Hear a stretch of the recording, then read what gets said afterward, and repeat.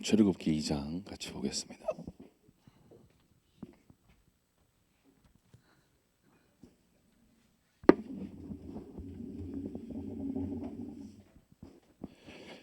출애굽기 2장 11절에서 15절까지 같이 보겠습니다.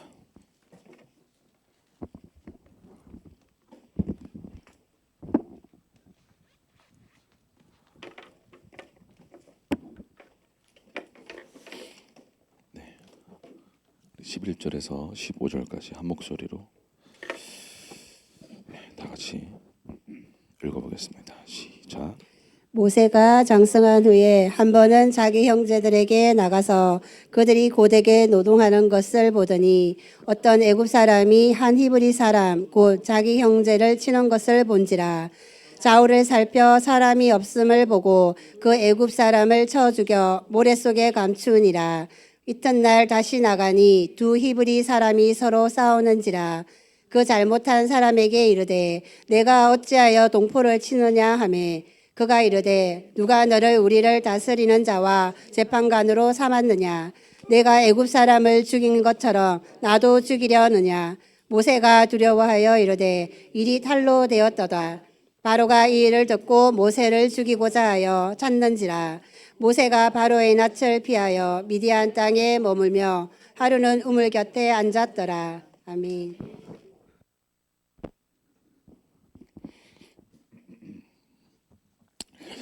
네, 우리 옆 분하고 인사합시다. 잘 오셨습니다. 당신을 만나서 정말 기쁩니다.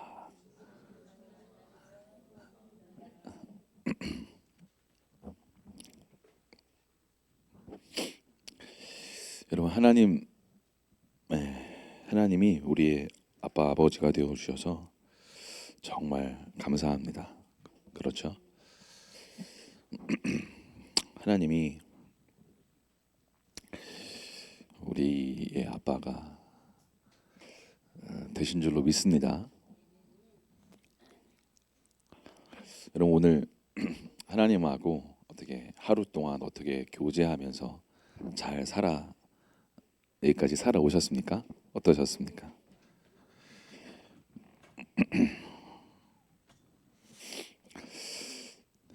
여러분, 우리에게는 사랑이 없습니다. 그렇죠? 그래서 하나님으로부터 말미암은 사랑을 받아야 사랑을 흘려보낼 수 있는 하나님의 사람으로 우리가 서게 되는 줄로 믿습니다.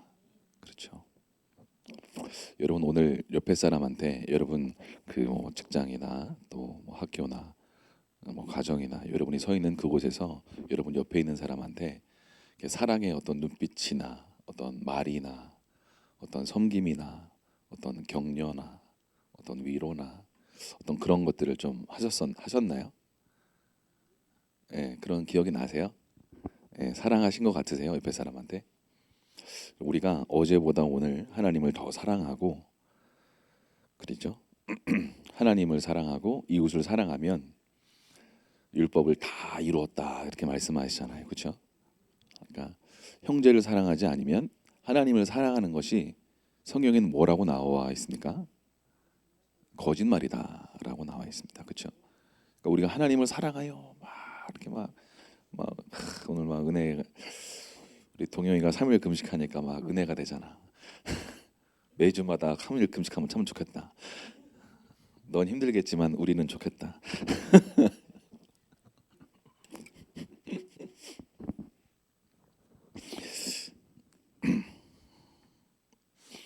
왜 이렇게 눈물이 나니, 동영아? 먹을 수 있으니까 감사해서 막 눈물이 나지.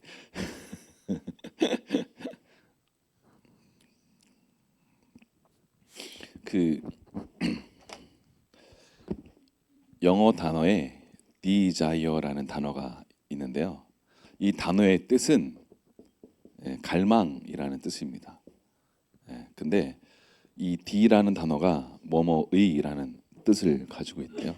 이 자이어라는 단어가 어떤 의미를 가지고 있냐면 father, 아버지라는 의미를 가지고 있다고 그래요. 그러니까 이 갈망 자체라는 이 단어가 아버지의 이런 단어의 의미를 가지고 있는 거죠. 우리는 본질적으로 하나님이 우리를 창조하셨기 때문에 하나님 아버지를 향하여서 우리 안에 어떤 이런 갈망이 있는 줄로 믿습니다. 이거 단어 자체가 한 의미가 있는 거죠. 그래서 우리가 우리의 안에 있는 어떤 목마름, 배고픔, 어떤 만족감은 사실은 다 아무리 맛있는 걸 먹어도 그때뿐 아닙니까? 그렇죠? 배부르면 더 먹고 싶어도 못 먹잖아요. 그죠? 아무리 좋은 걸 봐도 그때뿐입니다. 제가 제일 이렇게 감동적으로 자연을 봤던 게 백두산 천지예요. 나이아가라 앞에서도 그랜드 캐년도 와 이렇게 봤지만 백두산 천지는 와 감탄사도 안 나왔어요.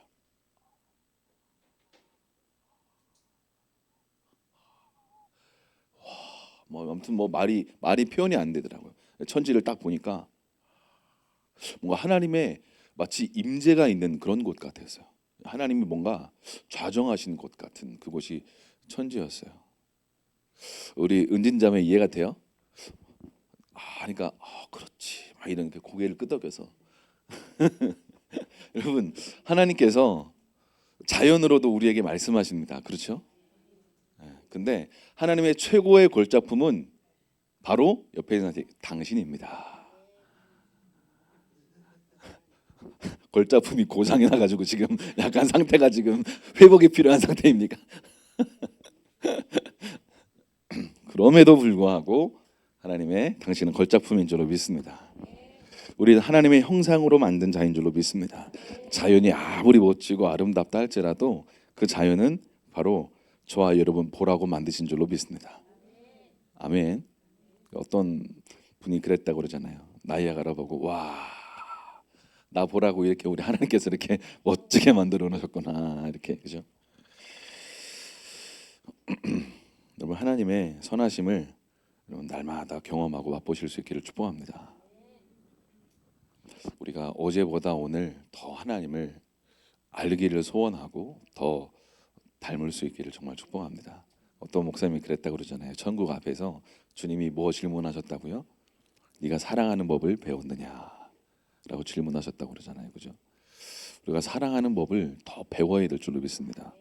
성경에 보면 지식을 따라 사랑하라고 얘기합니다. 지식을 따라. 그래서 그 준비한 말씀이 아닌데 베드로 전서 3장 7절에 보면 이런 말씀이 있습니다. 남편들아 이와 같이 지식을 따라 너희 아내와 동거하고 그를 더 연약한 그릇이요. 남편들아 아내를 뭐라고요? 더 연약한 그릇이다.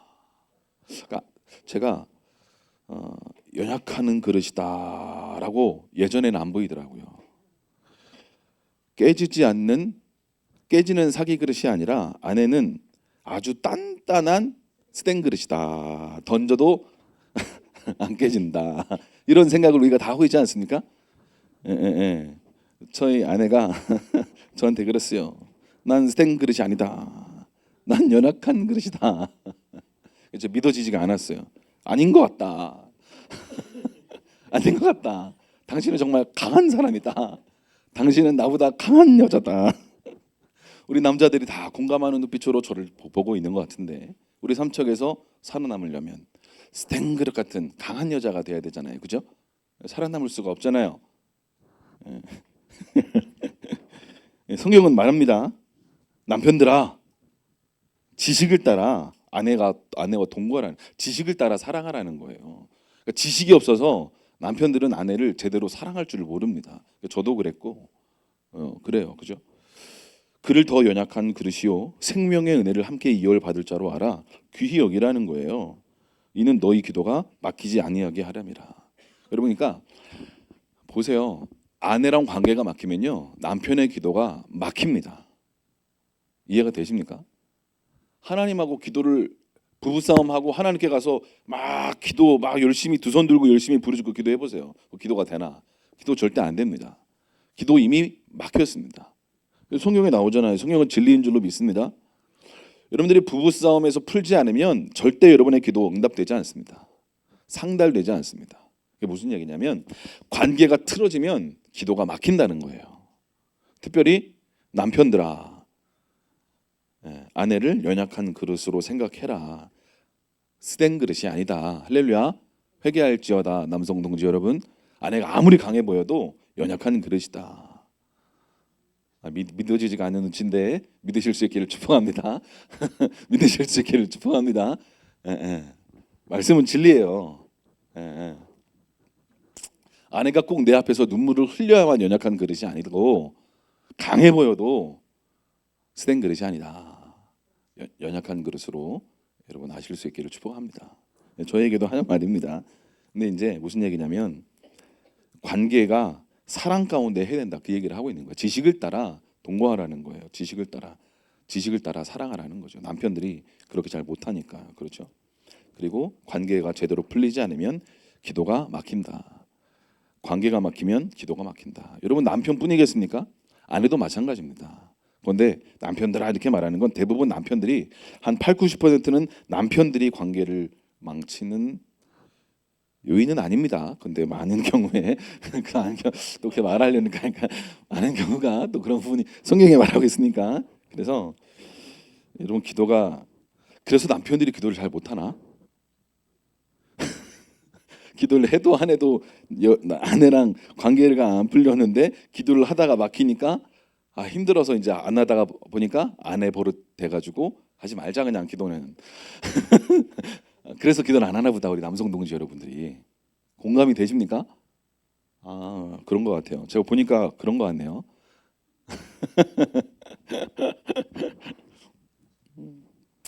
제가 예전에 기도를 막 하려다가 막 기도가 안 되는 거죠. 아내랑 싸워가지고 기도가 안 되는 거예요. 기도가 열려야 지금 빨리 계시도 받고 하나님의 마음도 받고 뭘 할 텐데 이거 1시간이고 2시간이고 기도를 해도 이게 풀리지가 않아서 하고 다시 가가지고 미안하다. 미안하다. 내가 잘못했다. 기도가 안 된다. 기도가 안 된다. 죽겠다. 기도는 호흡인데, 그죠? 기도가 안 되니까 죽겠더라고요. 주님 뭔가 사랑을 부어 주셔서 계시의 영을 부으셔서 성경도 깨달아지고 중보도 하고 뭘 할 텐데 기도가 안 되니까 뭐 아무것도 안 되는 거죠.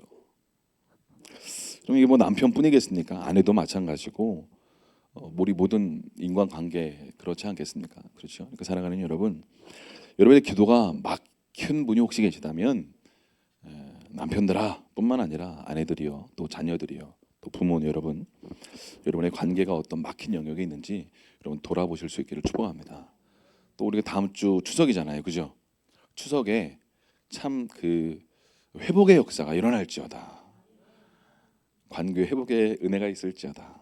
대부분 관계 회복이 잘 안 되고, 그렇죠? 막 이렇게 어려운 일들이 일어나지 않습니까? 그렇죠?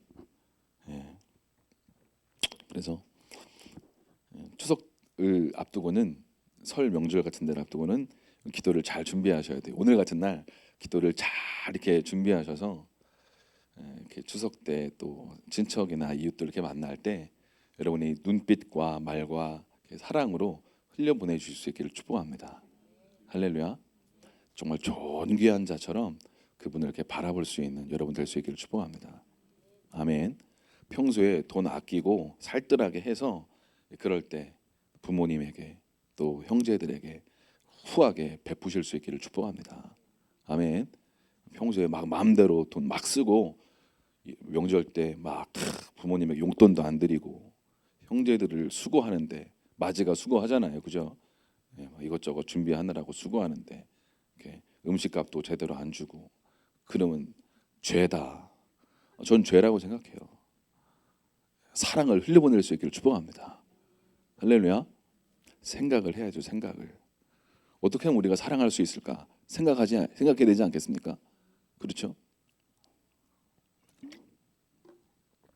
자, 여러분, 여기서 이제 베드로전서 3장은 남편들아 얘기하고 있지만, 남편은 아내와 관계가 막히면 기도가 막힙니다. 기도가 막히면 응답이 막히고 삶이 막힙니다. 숨구멍이 막히는 거예요. 그럼 제대로 되는 일이 없습니다. 가와 만사정이 안 돼요. 여러분, 아내 여러분, 우리 지혜로운 아내 여러분, 남편을 세우고 싶으면 남편이 내 앞에 빨리 와가지고 어떻게 해요? 용서를 구할 수 있도록 겸손한 지혜가 입혀질 수 있기를 축복합니다. 할렐루야. 그 남편 놈이 잘못했는데 남편이 잘못했는데 그 사람이 내게 겸손히 와서 미안하다고 얘기할 수 있도록 뭔가 문을 열어주셔야 돼요. 네가 잘못했는데 네가 해야지. 그러지 말고 어떻게 하면 잘못했다고 얘기할 수 있도록 그의 마음을 이렇게 열어주고 터치해주고 또 싸워도 맛있는 건 먹여주고 할렐루야. 네가 차려 말거라. 그러지 말고 맛있는 걸 먹여주고 회개할 수 있도록 할렐루야. 남자는 단순합니다. 맛있는 거 먹여주면 우선 기분 좋아요. 남자는 단순해요. 그냥 맛있는 것만 먹여주면 할렐루야. 주님은 선하십니다. 이게 저절로 나온 사람이에요. 그러니까 맛있는 거 우선 먹여주고 그 다음에 회개할 수 있도록 문을 여실 수 있기를 축복합니다. 할렐루야. 아멘. 우리 금방 김 목사님이 아멘 했으니까 추석 때 맛있는 걸 먹을 수 있게. 우리 출애굽기 2장 말씀 잠깐 보도록 하겠습니다. 출애굽기 2장.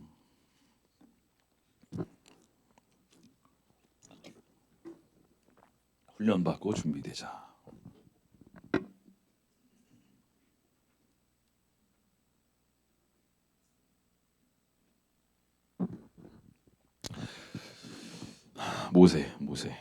모세 얘기를 오늘 좀 하려고 합니다.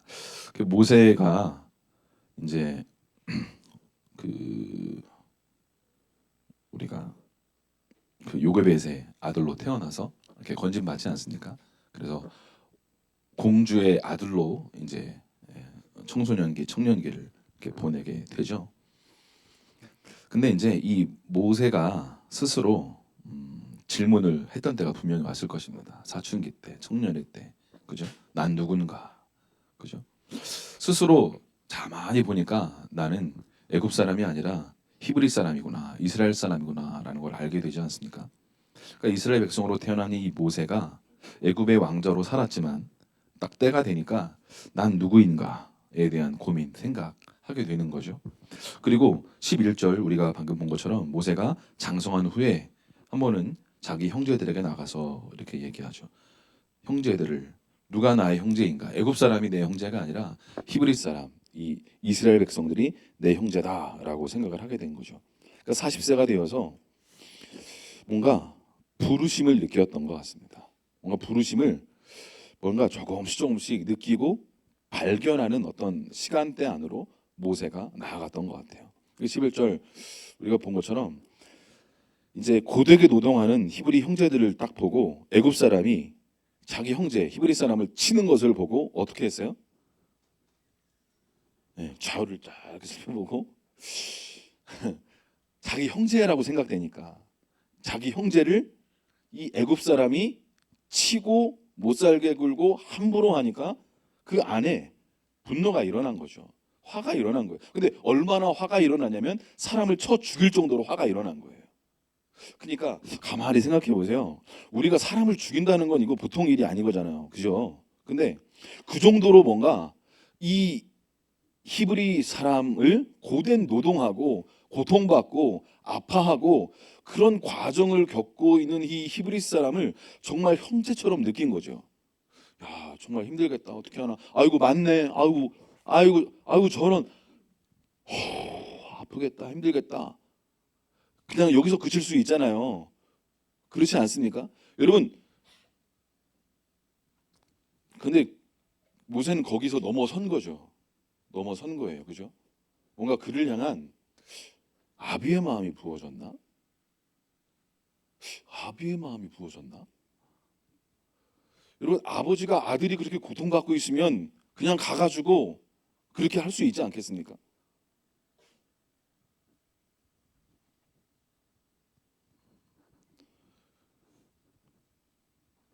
뭔가 이 모세의 마음 가운데 이 히브리 사람이 정말 형제 이상의 어떤 또 다른 어떤 감정, 어떤 느낌, 어떤 것을 가지고 있지 않았을까라는 생각을 해볼 수 있을 것 같습니다. 아무튼 그래서 좌우를 살피고 자기 형제를 쳤던 그 애굽 사람을 쳐서 죽이고 모래에 감춰두었죠. 그리고 그 다음 날 또 두 번째 사건이 일어나죠. 성경에 써 있는 것처럼 히브리 사람끼리 서로 막 싸우고 있었어요. 싸우니까 안타까웠던 것 같아요. 그러다가 잘못한 사람한테 가가지고 뭐라고 얘기합니까? 왜 형제를 그렇게 치냐? 어? 이렇게 뭐라고 하니까 그 잘못한 사람이 이 모세를 보고 뭐라고 얘기하냐? 어쭈 어디서 굴러먹다 온 개벽닭이야? 하면서 뭐라고 하는 게 아니라 뭐라고 하는 거죠. 그러니까 누가 너를 우리를 다스리는 자로 세웠냐? 하면서 뭐라고 막 합니다. 그죠? 네가 애굽 사람 죽인 것처럼 우리도 죽이려고 하느냐? 라고 이렇게 말하니까 모세가 이제 자기가 애굽 사람 죽인 게 알려졌구나, 탄로가 났구나 라는 생각이 들어서 바로의 낯을 피해서 미디안 땅으로 도망갔다라고 성경은 말씀하고 있죠. 그러니까 보세요. 모세가 40대가 되어서 뭔가 이스라엘 백성들을 구원할 자가 바로 나는 아닐까? 혹시 내가 이 히브리 백성들을 구원해야 될 어떤 통로가 될 사람은 아닌가? 어떤 이런 생각, 어떤 이런 마음을 조금이나마 어떤 가지고 있지 않았을까라는 생각을 하게 됩니다. 그러니까 그 누구예요? 그 히브리 사람을 때린 그 애굽 사람을 그냥 뭐 밀치는 수준이 아니라 쳐서 죽이는 수준까지 뭐 간 것은 아닐까. 그렇죠? 그러니까 그렇게 했던 거예요. 뭔가 부르심을 느꼈던 것 같습니다. 태어난 목적, 나의 삶의 이유, 어떤 사명, 애굽 사람으로 내가 애굽 왕자로 지금 있지만 이 이스라엘 백성들, 히브리 사람들을 구원하는 것이 바로 나의 어떤 부르심은 아닐까, 어떤 이런 생각을 했던 것 같습니다. 그래서 그 애굽 사람을 쳐서 죽였던 거죠. 근데 오늘 이 사건을 보면서 뭔가 모세가 그런 부르심을 느끼고 발견하고 그렇게 살려고 했지만 사람을 죽이고 살인자가 된 거죠. 그러니까 하나님께서 이 과정을 통해서 하나님이 모세에게 그 상황 속에서 이 녀석이 뭔가 부르심을 느끼고 사명을 느꼈구나. 내가 어떻게 이 모세를 도와가지고 히브리 사람을 구원해낼까 하고 바로 개입하지 않으셨습니다. 어떻게 행하십니까? 어떻게 행하셨어요? 모세야, 너는 지금 너의 부르심과 뭔가 사명을 느끼고 뭔가 발견한 것 같지만 아직 너는 준비가 안 됐다. 너에게는 훈련이 필요하다. 그래서 하나님이 어떻게 해요? 예. 그 서로 싸우는 사람에게 어떤 그 네가 애굽 사람을 쳐 죽인 것처럼 우리도 그렇게 하려고 하냐? 누가 우리를 다스리는 자로 세우냐 하면서 그렇게 말하게 해서 그 말을 듣고 모세가 두려워서 어떻게 해요? 미디안 땅으로 도망가게끔 하나님이 인도하셨다라고 볼 수가 있지 않겠습니까? 여러분 보세요. 우리도 동일한 어떤 부분이 있지 않나 생각을 합니다. 하나님께서 우리의 삶에 뭔가 이 땅에 태어난 목적, 부르심, 사명 그것들을 하나님의 임재와 어떤 기도와 어떤 과정을 통해서 그걸 발견하게 하십니다. 할렐루야. 그걸 발견하실 수 있기를 축복합니다. 발견하지 못했다면 안타까운 거예요. 왜냐하면 우리의 사명이 있고 목적이 있고 부르심이 있습니다. 할렐루야. 우리의 어떤 관심사가 있고요. 내가 이 땅에 태어난 하나님의 어떤 계획, 청사진, 그림이 있습니다. 하나님은 그것을 그려나가기를 원하시고 성취해 나가기를 원하십니다. 하나님의 동역자로 이 땅에서 하나님과 제가 같이 동역해서 하나님의 어떤 나라가 이루어지고 성취되고 회복되기를 하나님은 원하시는 줄로 믿습니다. 아멘. 모세가 그걸 발견한 거예요. 그래서 그것을 발견해서 자기의 어떤 힘을 가지고 무엇을 했던 거예요. 그런데 온전하지는 못했던 거죠. 뭔가 부르심을 발견한 거예요. 나의 사명을 발견한 거예요. 그런데 아직 모세는 준비가 되지 않았습니다. 훈련이 필요했던 거예요. 그래서 하나님 모세에게 어떻게 해요? 미디안 광야 땅으로 몰아가십니다. 이해가 되십니까? 40세에 뭔가 부르심을 발견하고 뭔가 내가 이 이스라엘 백성들을 구원할 사람으로 부름받은 것 같다라는 생각을 하게 되어서 뭔가 액션을 취했지만 아직 온전치 못했던 부분이 있었던 거죠. 그래서 하나님이 모세야, 너 훈련이 필요해. 너 훈련이 필요해. 넌 지금 준비가 돼야 돼. 하고 광야로 몰아갔던 거예요. 우리가 생각할 때 아니 그 근동의 최고의 나라 이 이집트에서 준비되면 더 좋지 않겠습니까? 왜 꼭 중요한 순간의 훈련은 광야의 시간으로 계속 우리를 몰아가시는 걸까요? 광야에 뭐가 있길래? 광야에 뭐가 있어요? 아무것도 없어요. 그래서 몰아가시는 거예요, 광야로. 할렐루야. 여러분 서울 가보세요. 우와, 한 50층짜리 빌딩, 그 뭐죠 그거? 제일 높은 거 서울에서? 에? 롯데타워. 보셨습니까? 서울 사람들은 강원도로 놀러 오지만 우린 서울로 놀러 가잖아요, 그죠? 가면 롯데타워, 와 진짜 크다.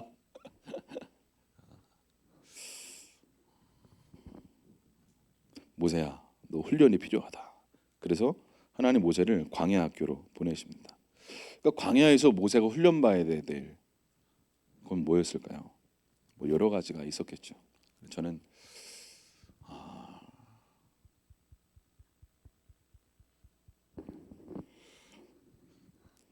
첫 번째로 모세가 광야에서 훈련받아야 될 거는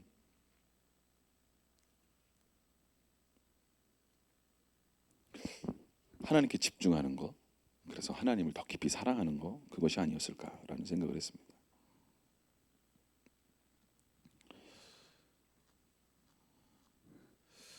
여러분, 광야에서 아무것도 없으니까 바라볼 것이 하나님밖에 없고, 고통과 아픔을 경험한 사람만이, 광야에서 그런 고통과 아픔을 경험한 사람만이 하나님께로 나아가서 하나님께 전적으로 자신을 맡긴다는 것이 무엇인지 알 수 있는 문이 열리게 될 줄로 믿습니다. 그러니까 광야에서 달리 의지할 게 없으니까, 그죠? 그러니까 하나님께 집중한다는 건 다른 말로 표현하면 사람의 소리가 들리지 않는 것이다라고 볼 수가 있을 것 같습니다. 반대로 세미하지만 하나님의 음성을 들을 수 있는 곳이 바로 광야다라는 생각을 갖습니다. 그래서 우리가 잘 알고 있는 것처럼 광야의 히브리어가 뭐라고요? 미드바르. 말씀이 뭐라고요? 다바르. 그렇죠? 광야에서만 들리는 하나님의 소리가 있습니다. 사람의 소리가 들리지 않는 바로 그곳, 세상의 소리가 들리지 않는 바로 그곳, 광야.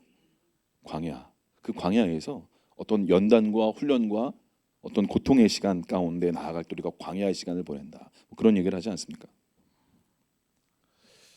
여러분, 도리어 힘들고 고통스럽고 어려울 때 하나님이 보이고 하나님의 음성이 들리기 시작한다라는 것이죠.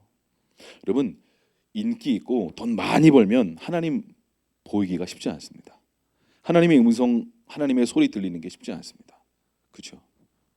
인기 있고 돈 많이 벌면, 여러분 이 금요일 저녁 불타는 금요일에 여러분 이 교회 오시겠습니까? 교회 오시겠어요? 우리 바쁜 동찬이 전화 받으러 가잖아요.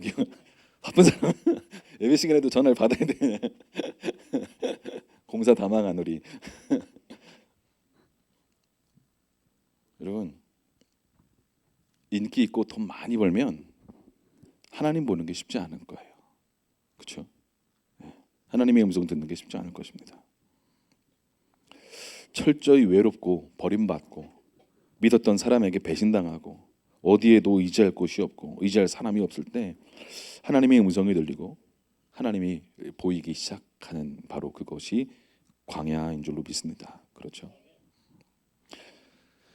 그래서 여러분의 일상 생활 속에서 바쁜 일상생활이 계속 반복적으로 흘러가지 않습니까? 그래서 자기 자신을 일부러 광야의 시간대 안으로 여러분 자신을 몰아넣으실 수 있는 겸손함이 저와 여러분에게 필요한 줄로 믿습니다. 그래서 때로 가게 문을 닫고 때로 바쁜 일상을 접고 교회 맨 앞자리에 와서 엎드려 금식하며 주님만 바라보기로 결정하는 그 시간이 반드시 여러분에게 필요한 줄로 믿습니다. 여러분 자신을요, 광야로 여러분 자신을 몰아가실 수 있기를 축복합니다. 그 주님 앞에 머무르셔야 돼요. 주님이 생명이시잖아요. 여러분 안에 사랑이 흘러가지 않고 생명이 흘러가지 않고 짜증이 흘러가고 원망이 흘러가고 남 탓이 흘러가고 부정적인 믿음 없는 말들이 자꾸 흘러가고 말하면, 여러분 말은 영입니다. 그래서 여러분 그 추석 때에도 혹시 믿지 않는 가족들하고 만날 때에도 여러분 계속 마음속으로 방언으로 기도하시면서 영적인 주도권을 여러분 가지실 수 있는 은총이 입혀지길 축복합니다. 말은 영이에요. 그렇기 때문에 말이, 어떤 사람이 막 불평하고 원망하고 이거 맛이 왜 그래? 이것도 전이라고 붙인 거야? 팍 하면 빨리 먹고 막 씻기만 하고만. 뭐 이씨 맛있기만 하고만. 아유 수고하셨습니다 형수님. 맛있네요 맛있어. 맛이 이상해 혀가. 뭐 이게 믿음의 말, 긍정적인 말, 좋은 칭찬과 격려의 말들이 여러분의 가정에 흘러넘칠 수 있기를 축복합니다. 아멘. 말은 영입니다. 그래서 부정적인 믿음 없는 원망하는 탓하는 말들을 하면 그 분위기가 싹 흐르는 거예요. 영적 분위기가. 그래서 그런 말들을 들으셨으면 믿음으로 예수님의 보혈로 귀를 씻고 어떻게 해요? 말하셔야 돼요. 여러분이요. 소극적으로 아무 말 안 하고 아이고 저렇게 말씀하시면 안 되는데 아이고 어떡하나 아이고 주여 이렇게만 있지 말고 말하세요. 할렐루야. 입을 열어 말하세요. 아멘. 뭔 말이다 하세요. 할렐루야. 그냥 말하세요. 너무 감사하다고. 뭐 전혀 다른 말을 그냥 화제를 틀어버리시든지 감사하다고 막 그냥 혼자 아이고 좋다 하면서 웃어버리든지 믿음으로 말해서 영적 분위기를 전환할 수 있기를 축복합니다.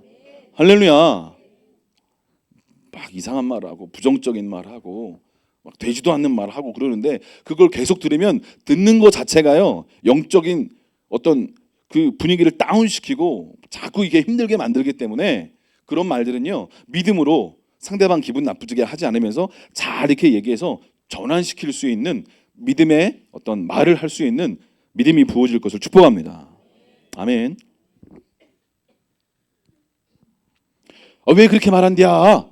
왜 그렇게 말해요? 하면서 뭐라고 막 하지 말고 그냥 믿음의 말을 하시면 돼요. 상대방 정죄하지 말고 내가 그냥 믿음의 말을 하면 돼요. 아멘. 네.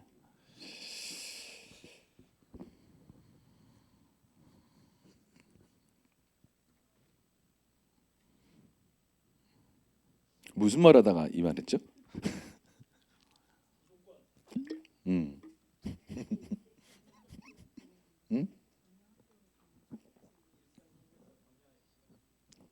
일상 속에서, 그렇지? 일상 속에서 광야의 시간으로. 그래요.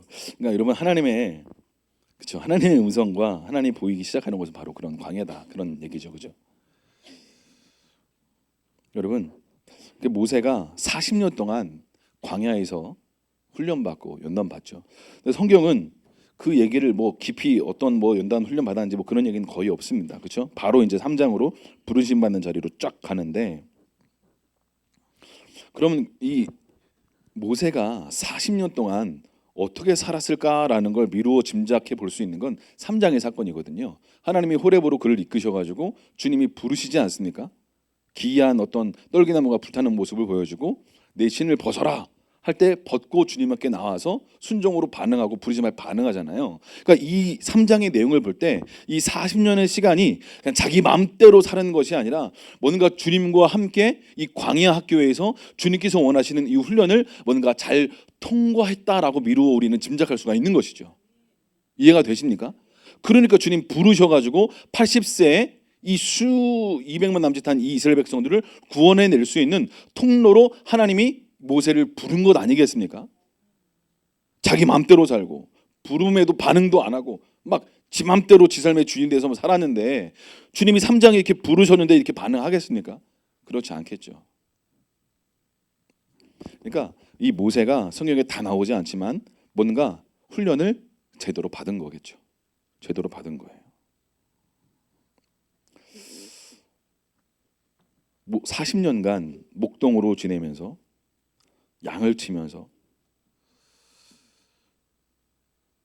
과거가 40년 동안 어떻게 살았어요? 애굽의 왕자로 살았잖아요. 풍족하게 살았잖아요. 그렇죠? 네. 애굽에서 벤츠 끌고 포르쉐 끌고 페라리 끌다가 갑자기 미디안 와가지고 달구지 타면서 속 끌고 다니고 망아지 끌고 다니고 막 이러면 이게 삶이 적응이 되겠습니까? 오늘은 페라리를 탈까 포르쉐를 탈까 기분이 별론데 벤츠를 타자 막 이런 삶을 살다가 그죠? 갑자기 달구지 타면서 양 똥 치우고 양 딸 갖고 이렇게 40년 동안 살면 적응되겠어요? 근데 그 삶을 잘 뭔가 통과해낸 거죠.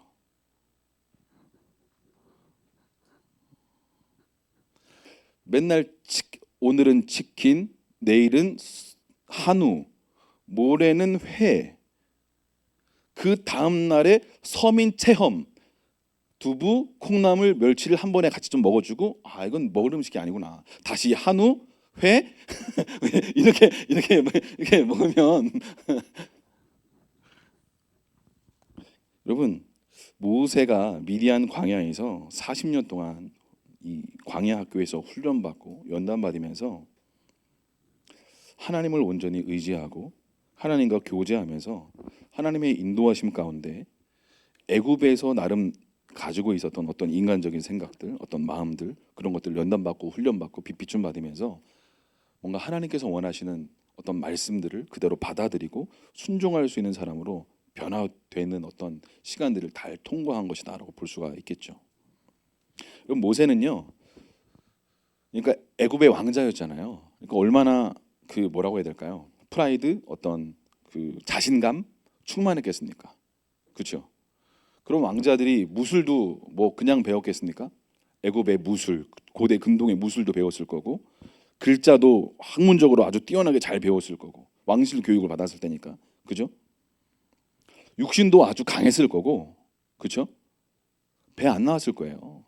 딱 왕자 딱 식스팩 나오고, 100m 한 12초대로 끊었을 거예요. 최소한 좀 빨리 기분 좋으면 10초, 11초 막 이렇게 끊고, 그죠? 이거 3대 몇백 킬로 막 들었을 거예요. 그죠? 막 들고 하면서 이제 샤워하고 그런 일상의 삶을 모세가 살았을 거예요. 그죠? 모세가 자신만만하게 그런 어떤 자신감이 충만했을 거고, 육신도 강했을 거고, 어떤 잘난 마음도 충만히 있었을 거예요. 그죠? 이런 어떤 강한 어떤 자신감을 가지고 있던 사람이 광야로 보내져서 하나님께서 원하시는 사람으로 빚어져 가는 거죠. 그러니까 성경을 보니까 출애굽기 나중에 출애굽할 때 과정 속에 이스라엘 백성들이 계속 원망 불평 계속 하지 않습니까? 근데 성경은 뭐라고 얘기해요? 모세를 향해서 가장 이 땅에서 뭐가 좋은 괜찮은 사람이다? 그치, 온유함이. 그죠? 광야를 어떻게 통과했으면 그 200만 명 앞에서 온유함으로, 물론 하나님 앞에 너무 힘드니까, 하나님 제가 이 이스라엘 백성들을 낳았습니까? 하나님 왜 저한테 왜 이러십니까? 하나님 너무 힘들고 고통스럽습니다. 그죠? 뭐 이런 얘기도 하지만 그걸 감당해 내려고, 그렇죠? 끝까지 감당해 내려고. 지난번 우리 윤종사님이 설교했던 것처럼 십계명을 받아왔는데 우상 숭배하고 뛰어놀고 있으니까 그거 깼는데, 내가 너를 통해서 다시 백성들을 다시 일으켜 세우겠다 하니까 주님이, 그 모세가 뭐라고 얘기해요? 아니다, 하나님 그렇게 하지 마십시오 하면서 이 백성을 끌어안고 주님께 다시 가지 않습니까? 그러니까 이 광야의 시간 가운데 모세가 어떻게 훈련받았길래, 그렇죠? 여러분, 성공보다도 성품이 중요한 줄로 믿습니다. 인기보다 인격이 정말 중요한 줄로 믿습니다. 라틴어 격언에 이런 말이 있다는 거죠. 일의 완성보다 일하는 사람의 완성이 중요하다. 그러니까 광야를 잘 통과하면 자신이 드러나지 않아도, 마음이 어렵지 않고 하나님만이 영광 받으셔도 충분히 마음이 기쁨으로 충만한 사람으로 변화돼서 나오게 되는 거죠. 사랑하는 여러분, 여러분 자신이 드러나지 않아도 정말 예수님만 드러나셔도 여러분 충분히 감사하실 수 있겠습니까? 정말로요? 여러분이 막 정말 교회를 위해서 헌신하고 애쓰고 수고하고 땀 흘리고 그랬는데, 제가 담임 목회자로서 여기 딱 나와가지고 정말 어떤 집사님이 이렇게 눈물로 수고하고 애쓰고 하셨습니다. 정말 수고하셨습니다. 여러분, 우리 저 집사님을, 우리 저 권사님을 정말 박수! 왜 아무도 안 쳐? 박수! 그렇게 하지 않으면 여러분 마음이 어렵지 않으시겠어요? 아, 내가 교회를 위해서 이렇게 헌금도 많이 하고 땀 흘리고 수고도 하고 애쓰기도 하고 했는데, 아, 나를 진짜 알아주는, 진짜 이러면 안 되지 교회가.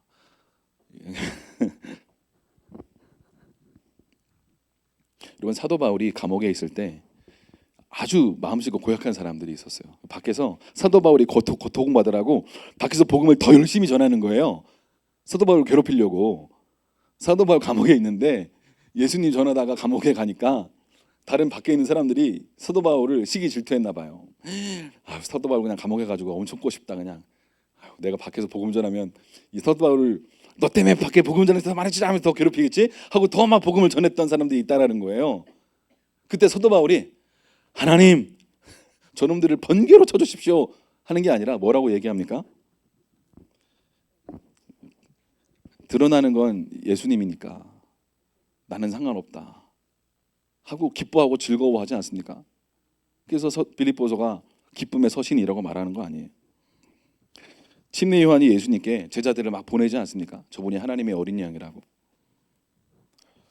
그러면서 그는 흥하여야겠고 나는 쇠어야 하리라. 이게 말이 쉽지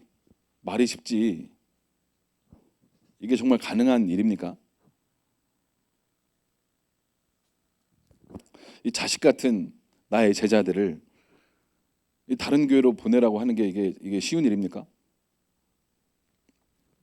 이제 윤정 도노사는 내일부터 저기 총재연합교회 그만 나오고 저기 저 교회에 가서 사역해야 될 것 같아.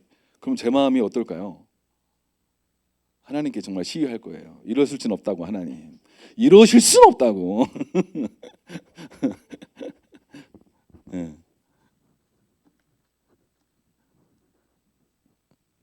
훈련받고 연단받고 이제 쓸만한데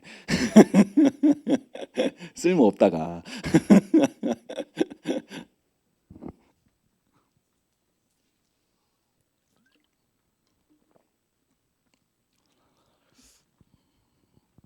마태복음 16장은 이렇게 말씀하죠. 아무든지 내 제자가 되려거든 나처럼 살려거든 날마다 자기를 부인하고 나를 따르라.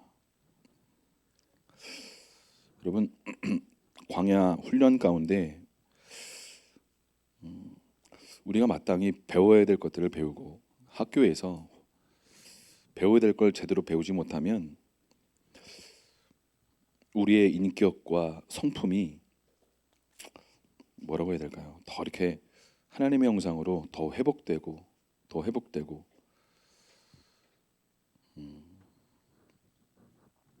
광야 훈련은요 다른 말로 하면 사람을 품는 훈련이다. 저는 이런 생각을 합니다.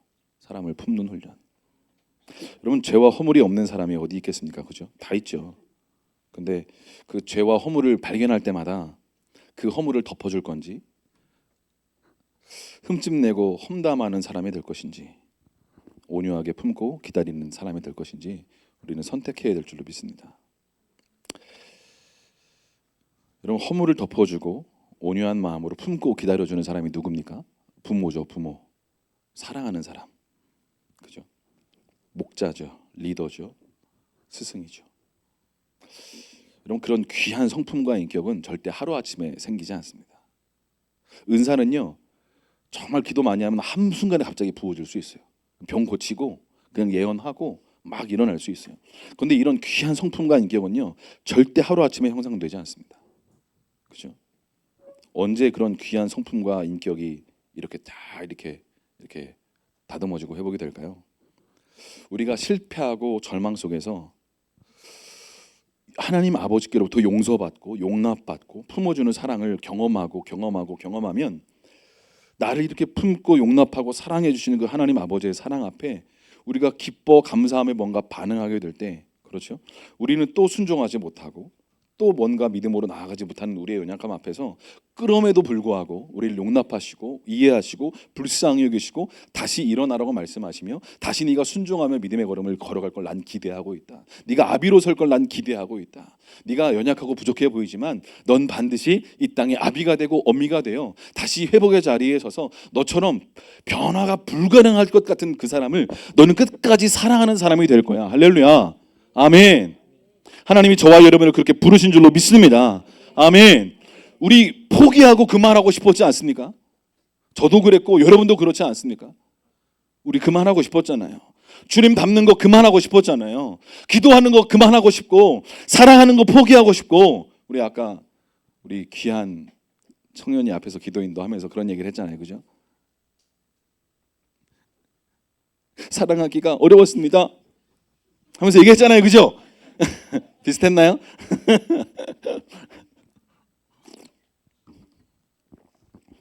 정직하니까 앞에 나와서 순전한 마음을 가지고 있으니까 저런 얘기도 하죠. 그죠? 어른들은 잘 또 얘기 못 하잖아요. 그죠? 없는 것처럼 그냥 또 아무 일 없는 것처럼 와서 우린 또 잘하잖아요. 어른들은. 그죠? 어른들은 또 그렇게 잘해요. 어린 아이들과 계속 있으니까 어린 아이처럼 이렇게 우리가 그런 거죠. 사랑하는 여러분, 우리의 삶 가운데 사람을 품는다는 게 생각보다 만만치 않습니다. 그래서 부모가 자녀를 사랑하지만 그 자녀가 사춘기가 지나고 말 안 듣는 그 자녀들을 끝까지 온유한 마음으로 설득하고 또 이해시키고 또 때로는 회초리로 되지만 또 그렇다고 진정으로 사랑하고 말을 듣는 건 아니니까.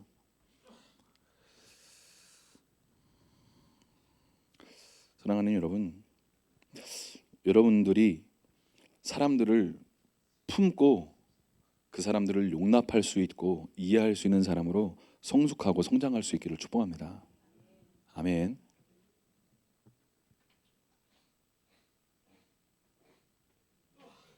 그 사람이 목자고 리더인 것 같습니다. 그렇죠? 저는 이런 마음이 들었어요. 광야 훈련의 핵심이 바로 홀로 있으면서 하나님과 교제하고 자기의 어떤 죄성을 깊이, 여러분 죄를 져서 죄인이 아니라 우린 죄인이기 때문에 죄를 짓는 거예요. 이해가 되십니까? 우리를 죄를 져서 죄인이기도 하죠. 그러나 본질적으로 아담의 후예인 저와 여러분은 다 죄인입니다. 전적으로 부패했고 타락한 존재가 저와 여러분입니다. 애들 보세요. 그 귀엽고 천사 같은 애들이 다 죄덩어리들이에요. 다 죄인입니다. 자기밖에 몰라요. 그렇지? 유치부 선생님 맞죠? 어린이집 선생님 맞죠? 걔네들 맨날 서로 먹겠다고 싸우잖아. 그지? 선생님 내 거예요. 제가 하면서 계속 싸우잖아. 그죠? 그럼 선생님이 하는 일이 뭐야? 그거 말리고 교정하고 네 것도 아니야. 이거 선생님 거야. 빨리 가져와.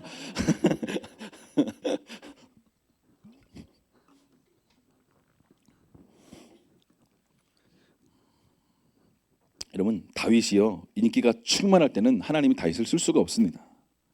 사울은 천천히요 다윗은 만만이다 하고 사람들이 환호할 때 하나님은 때가 되었구나. 다윗이 광야로 갈 때가 되었구나. 그죠? 네.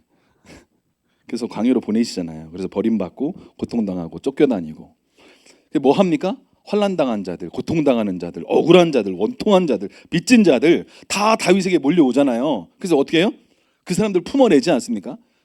근데 그 사람들 나중에 다윗 때문에 그래도 모여가지고 먹고 살고 그냥 잘하고 있는데 처자식이 탁 하니까 어떻게 해요?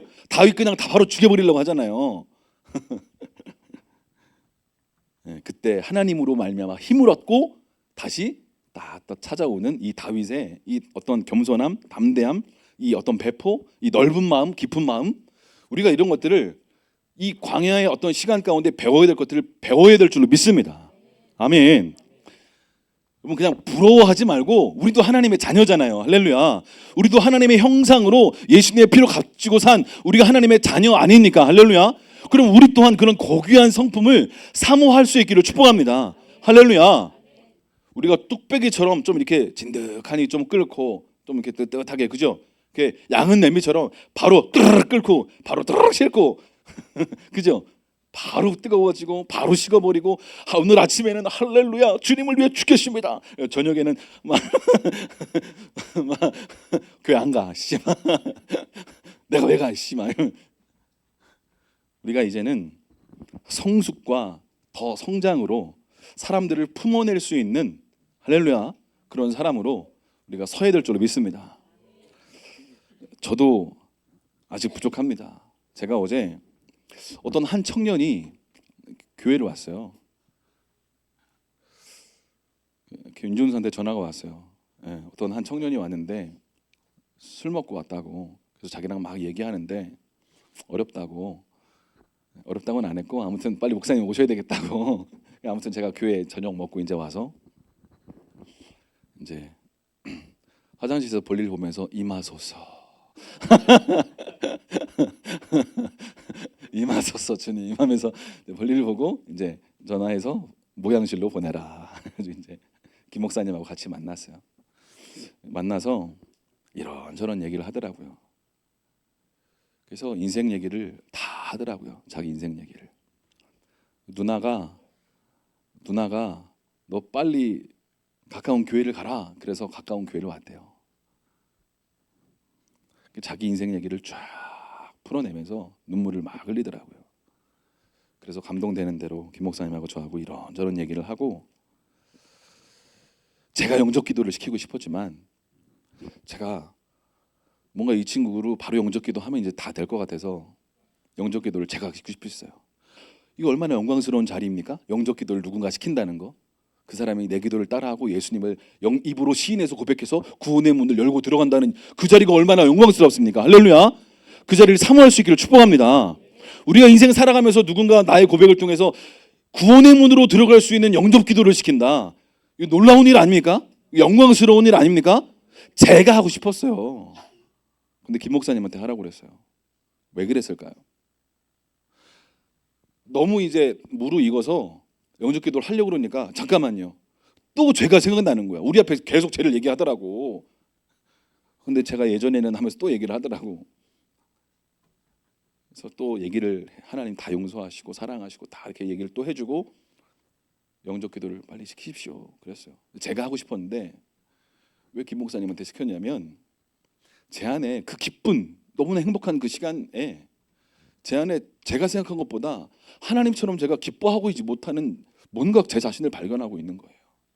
천국에서 한 영혼이 돌아오면 잔치가 벌어진다고 그랬는데 하나님 얼마나 기뻐하실까? 얼마나 이 광경을 기뻐하실까? 하나님 얼마나 기뻐하시고 즐거워하실까? 이게 머리는 알겠는데 그 마음속으로도 뭔가 감동이 되고 이 아프고 힘든 청년이 예수님 영접하면 이제 되겠구나.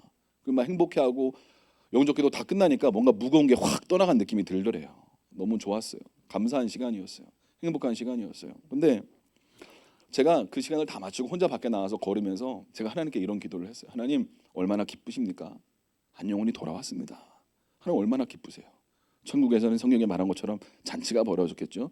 그런데 제 영 깊은 곳에서는 하나님처럼 기쁘지가 않습니다. 좀 뭔가 문제가 있는 것 같습니다.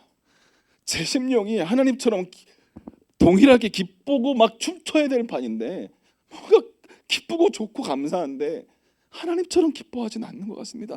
제가 마음이 뭔가 고장이 난 것 같습니다. 문제가 있는 것 같습니다.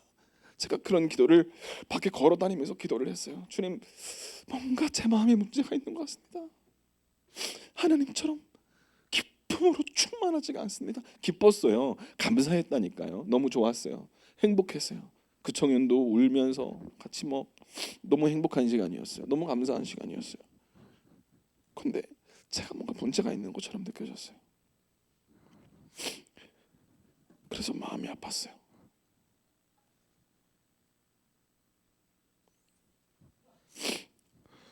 사랑하는 여러분, 우리 이웃에게 예수님을 전할 수 있는, 그들이 죄 때문에 예수 없으면, 예수님의 피 없으면 다 지옥 아닙니까?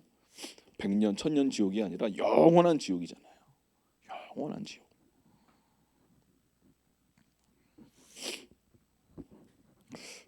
주님의 마음을 우리가 좀 터치하고 만지고 알고, 주님이 정말 기뻐하실 때 주님처럼 같이 기뻐하고, 주님이 아파하실 때 주님처럼 눈물을 흘리는 저와 여러분 될 수 있기를 축복합니다. 아멘. 주님이 대신 울어줄 하나님의 사람을 찾고 있는 줄로 저는 믿습니다. 다음 세대를 회복시켜야 될 아비와 어미들의 눈물이 필요하다고 저는 믿습니다.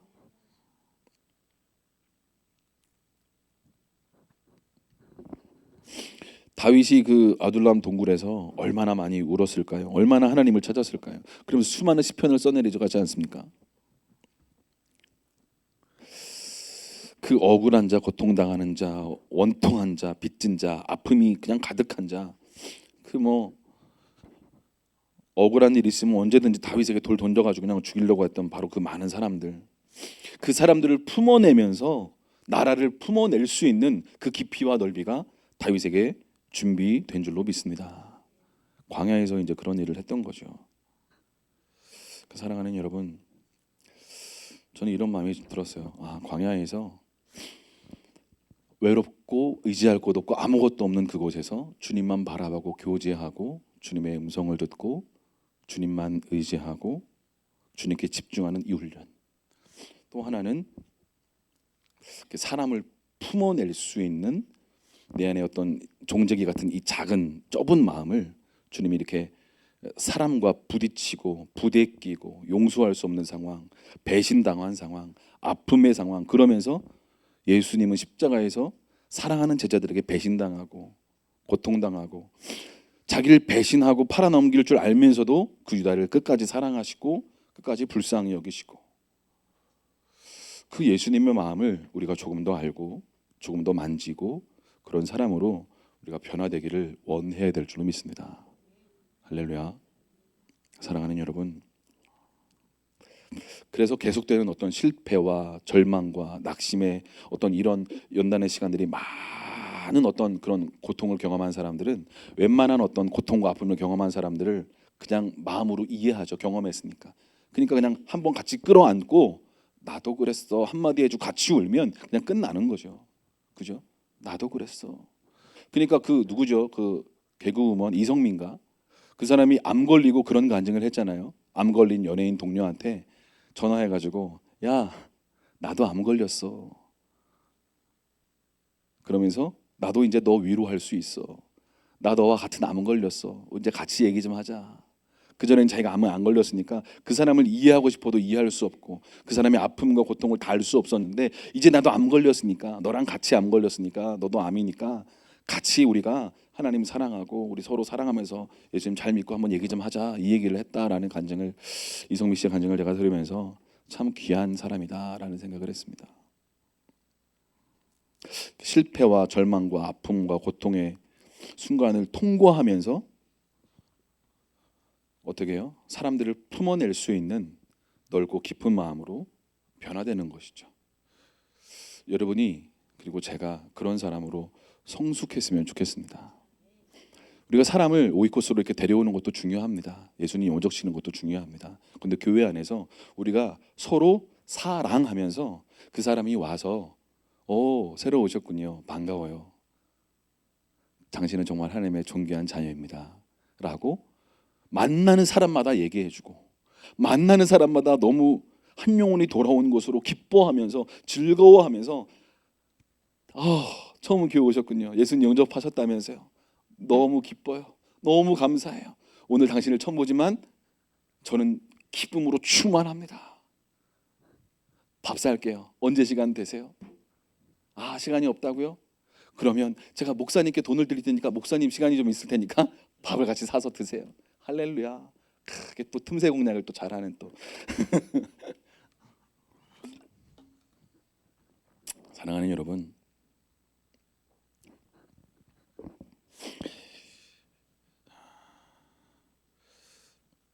우리의 인생 가운데 열매 맺고 기쁨의 시간으로 충만할 때도 있고 열매가 맺을 때가 된 것 같은데 여전히 나는 광야의 시간을 통과하는 것 같기도 하고, 그 주권은 하나님께 있는 줄로 믿습니다. 그건 하나님께 맡겨주세요. 아멘.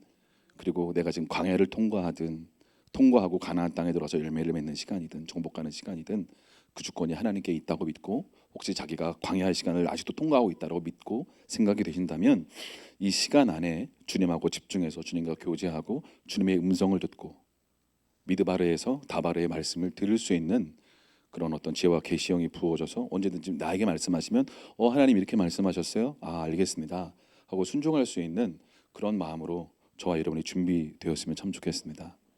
그리고 광야를 통과하면서 사람을 품어낼 수 있었으면 참 좋겠습니다. 할렐루야. 우리가 가장 잘하는 거 판단 정죄 아닙니까? 저도 그래요. 제가 많이 훈련된도 아직도 순간 딱 생각이 나갈 때가 있어요. 왜 그렇게 말했지? 왜 그렇게 행동했지? 이런 생각이 싹 올라갈 때가 있어요. 끊임없이 제 옆에서 우리가 죄 짓지 않으려고 끊임없이 노력하는 거죠. 자그마한 어떤 정말 잎새에 있는 바람에도 옆에 있는 저랑 같이 사는 분이 제 안에 있는 조금 부정적인 말이나 조금의 어떤 판단하는 말도 허용하지 않고 빨리 회개하라고, 하나님 기뻐하시지 않는다고, 빨리 중보로 바꾸라고, 빨리 중보로 바꾸라고, 빨리 중보로 바꾸라고.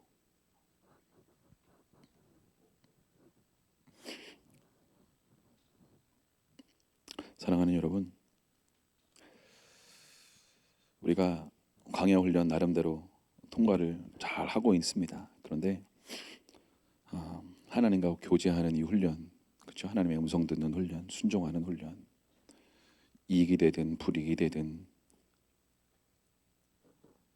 어떤 사람은요, 나에게 이익이 되는 것 같고 내가 높여지는 것 같으면 그것도 너무 싫어하는 사람들이 또 있어요. 하나님이 높이시면 겸손하게, 하나님 지금 나를 높이시는 때구나, 난 아무것도 아닌데 하나님 나를 높이시는구나, 이런 좋은 날도 있구나, 감사하다, 내가 아무것도 아닌데 하면서 겸손하게 그 자리에 잘 버티고 서 있어야 돼요. 높아지는 것도 굉장한 시험이거든요. 잘 버티고 서 있어야 돼요. 높아져가지고 교만해져가지고 넘어지지 않도록 잘 버티고 서 있으셔야 돼요. 하나님이 나를 높이시는데 어떻게 합니까? 잘 높아지지 않도록 난 아무것도 아니다라는 하나님의 긍휼과 은혜를 구하면서 잘 통과하셔야 돼요. 그런데 때로 이걸 너무 막 알레르기처럼 막 나를 조금만 높여주려고는 막 너무 막 내가 이름이 나는 걸 너무 싫어가지고 막 이런 것도 또 다른 교만의 어떤 모습일 수도 있다라는 거죠. 어쨌든 여러분, 우리의 삶 가운데 하나님을 사랑하고 이웃을 사랑하는 거, 근데 우리가 사람을 품어낼 수 있는 사람, 그렇죠? 저도 제가 볼 때 이렇게 넓고 깊고 그런 사람은 저는 아닌 것 같아요. 훈련되고 연단받고 통과하면서 아주 조금씩 넓어지고 조금씩 깊어지는 것 같아요. 그런데도 조금씩 넓어지고 조금씩 깊어지는데 품어지고, 옛날에는 이렇게 말하면 살짝 거슬렸을 텐데 거슬리는 것도 없고 뭐 그냥 편안하고 사랑이 되고 더 나아가 중보도 되고 좋다, 자유다, 할렐루야, 아멘. 그런 자유가 저와 여러분의 것이 될 수 있길 축복합니다. 예수님이 자유하셨잖아요, 그죠? 사랑하는 자만 자유합니다. 미워하고 쓴 마음 가지면 감옥에 갇힙니다. 추석을 보내면서 여러분의 친척 혹은 가족 누구를 만나든지 여러분 감사와 기쁨으로 사랑으로 자유를 풀어내실 수 있는 여러분 되실 수 있기를 축복합니다. 허물을 덮어주고 온유한 마음으로 기다려 줄 수 있으면 참 좋겠습니다. 우리 힘으로 안 되니까 기도하는 거 아니겠습니까? 저도 안 돼요. 그래서 기도하는 거죠. 도와달라고. 그래서 억지로 금식하는 거예요. 도와달라고. 나 자신을 광야로 몰아가는 거예요. 네. 네. 오늘 예배 너무 좋았잖아요. 왜 그랬게요? 우리 동영이가 광야로 자기를 떠밀려서 몰아갔거든요.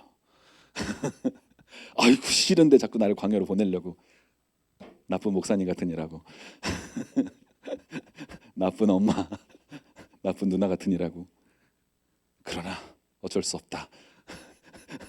가고 보니까 기쁘지? 별로 기도도 안 한 것 같은데 감사하지? 그지? 다음 주에 한 번 더 할까? 그건 곤란해요, 목사님. 추석을 보내고 그 다음 주 하자. 추석엔 맛있는 걸 먹어야지, 그지? 기름진 걸 먹고.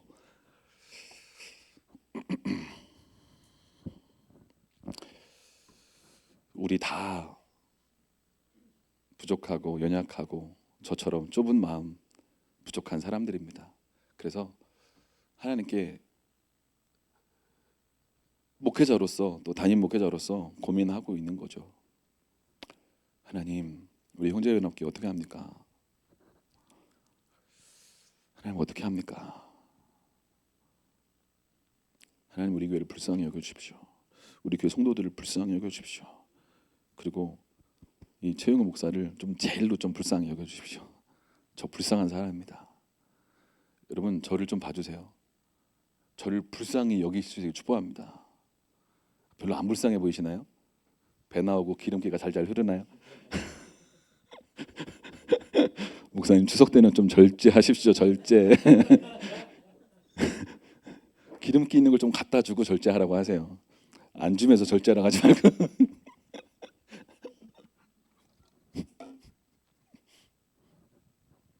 사랑하는 여러분, 추석 끝나고 절제해 보도록 하겠습니다.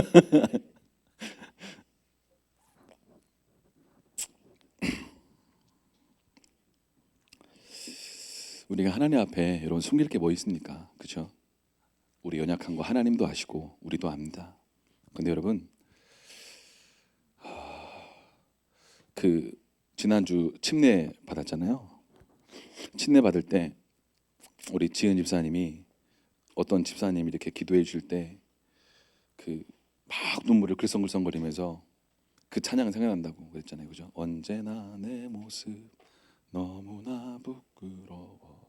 그 찬양을 이렇게 지임사님이 울먹울먹거리면서 말씀하시는데 저도 모르게 뭔가 짠하는데 갑자기 지임사님이 계속 기도를 하시면서 이렇게 말씀하시는데 제가 지임사님 본인 얘기 같아서 저렇게 또 울먹거리시고 또 주님의 감동에 따라 임재 가운데 또 이렇게 이야기하시는구나 그런 생각이 들었어요. 그러면서 이런 기도를 해주셨죠. 하나님, 부끄럽고 연약하고 그런 사람인 것처럼 스스로 보일지 모르지만 하나님의 존귀한 사람입니다. 하나님의 형상으로 지음받은 하나님의 자녀입니다. 이것을 알 수 있도록 도와주세요. 그런 기도 비슷하게 하셨잖아요. 저도 그 기도를 듣는데 저도 막 눈물이 나더라고요. 왜냐하면 그거 제 얘기 같았거든요. 부끄럽고 저도 목사지만 너무 부끄럽고 연약하고 실수도 많고 그런 사람인데 저한테 기도해 주는 것 같았어요. 그래서 저도 모르게 감동이 되고 제가 통로가 돼서 이렇게 침례를 주었지만 침례 다 주고 저도 들어가고 싶었어요. 주여, 저도. 근데 다 하고 정신이 없어가지고 그랬는데 사랑하는 여러분, 우리 형제연합교회가 하나님의 은총과 은혜 가운데 사랑받은 자가 아닌가 생각합니다. 우리가 10년 남짓 지나면서 우리 참 사랑받지 않았나 그런 생각합니다. 우리 하나님께 사랑받지 않았습니까? 하나님의 은혜 많이 경험하지 않았습니까? 하나님의 용서 경험하지 않았습니까? 하나님의 용납 경험하지 않았습니까? 나 같은 죄인을 살리시고 구원하신 것도 너무 감사한데 주님이 포기하지 않고 회복시키려고 이 연단의 과정들을 이 광야 학교를 끊임없이 걸어갈 수 있도록 여기까지 인도하시지 않았습니까? 여기 있는 분들 한 분 한 분 정말 그냥 하는 말이 아니라 정말 소중한 하나님의 자녀라고 저는 믿습니다. 제가 아까 그 지임사님이 기도했던 그걸 생각나게 하셔서 지금 얘기하게 하신 이유는 그거 같아요. 때로 우리 부족하죠. 연약합니다. 내 모습 너무나 부끄럽습니다. 때로 저도 때로 제가 목사라는 것 자체가 부끄러울 때가 있어요. 우리 아이들이 그래요. 아빠 목사야. 아빠 목사야 그래요. 그래 나 목사지. 그래 아빠 목사다. 근데 어쩌라고 씨. 아빠 목사인데 목사처럼 좀 말하고 행동해야지. 에이씨 어쩌라고 씨. 그래 나 목사 아닌 것처럼 말하고 행동했다. 어쩔래? 사랑하는 여러분, 우리 하나님 앞에 숨길 게 없습니다.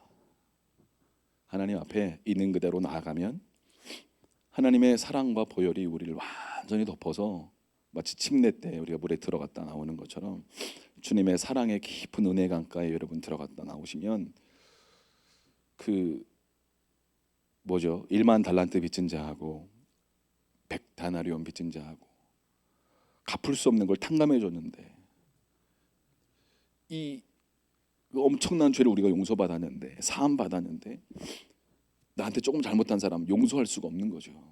그게 우리 아닙니까? 그게 나의 모습 아닙니까? 다른 사람 볼 거 없어요. 내 모습인 거예요. 내 모습 딱 내 모습이다. 그죠? 사랑하는 여러분, 우리가 부끄럽고 부족해 보여도 하나님의 존귀한 자녀이고 하나님은 나의 삶을 기대하고 계십니다.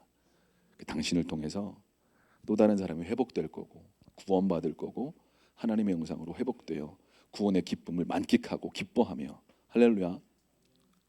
어제 그 청년이 그러는 거예요. 기뻐가지고 막 또 웃으면서 교회 올게요 막 이렇게 얘기를 했는데 저 술 마셔가지고 한잔 해가지고 그래요 하면서 막 또 이렇게 얘기를 또 하고 막 그러더라고요.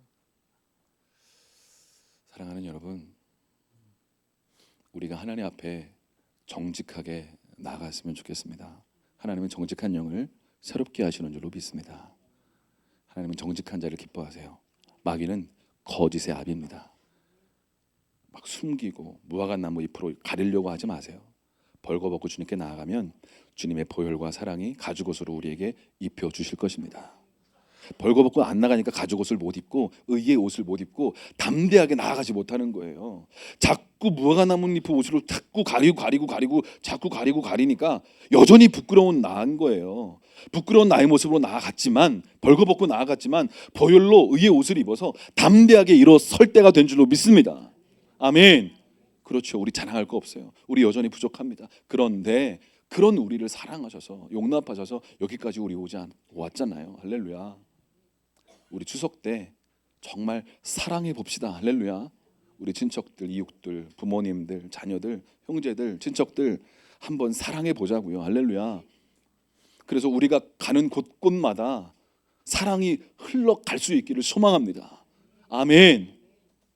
자꾸 습관적으로 뭔가 잘못된 말이 나오려고 그럴 때 입을 막고 주님의 도움을 요청하셔서 새로운 차원의 은혜의 문이 저와 여러분을 통해 흘러갈 수 있기를 간절히 소망합니다. 같이 기도하겠습니다.